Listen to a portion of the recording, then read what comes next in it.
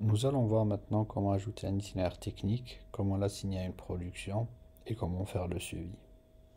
Pour cela, on se dirige donc vers le menu de gauche en cliquant sur le bouton en haut à gauche. On clique ensuite sur Mes itinéraires techniques et là, on clique sur le bouton plus en bas à droite. On commence par choisir notre culture, dans notre cas c'est le blé. On saisit la variété qui n'est pas obligatoire. Donc dans notre cas c'est prestance. Et là, on ajoute les produits. Dans cet exemple, on va se concentrer sur le MAP et l'urée. On commence par ajouter le MAP, donc 12,52. Et dans notre production, pour cette variété, on définit un objectif de 2 quintaux par hectare. Et là, en fait, on peut ajouter des objectifs intermédiaires. Dans notre cas, on va supposer que les 2 quintaux doivent être apportés avant le début de germination de la production. Donc on clique sur ajouter un objectif. Et là, nous avons deux types d'objectifs intermédiaires. Le premier en se basant sur le stade végétatif et le deuxième sur la date de début de la production. On clique sur BBCH et là, c'est-à-dire au début de la germination, on doit apporter 2 quintaux par hectare. On ajoute le produit, on ajoute maintenant l'urée. Pour l'urée, on définit un objectif de 5 quintaux par hectare. Et par rapport aux objectifs intermédiaires, donc on va définir le premier en se basant sur le stade cultural. Donc on clique sur BBCH. Là, au début du développement des feuilles, on doit apporter un quintal.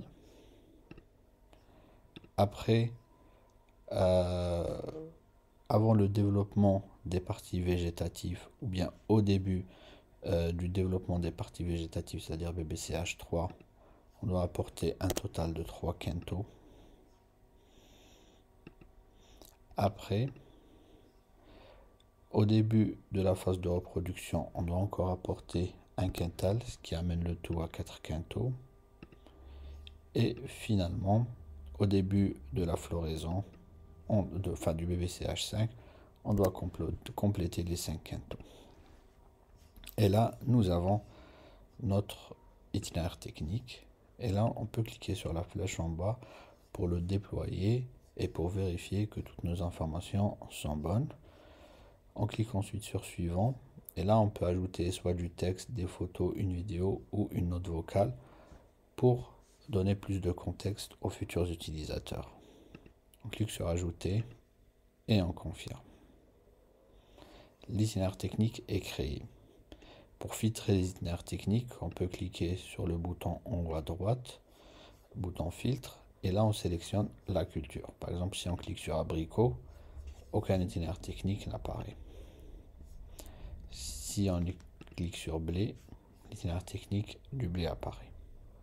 Maintenant, nous allons voir comment ajouter ou assigner cet itinéraire technique à une production.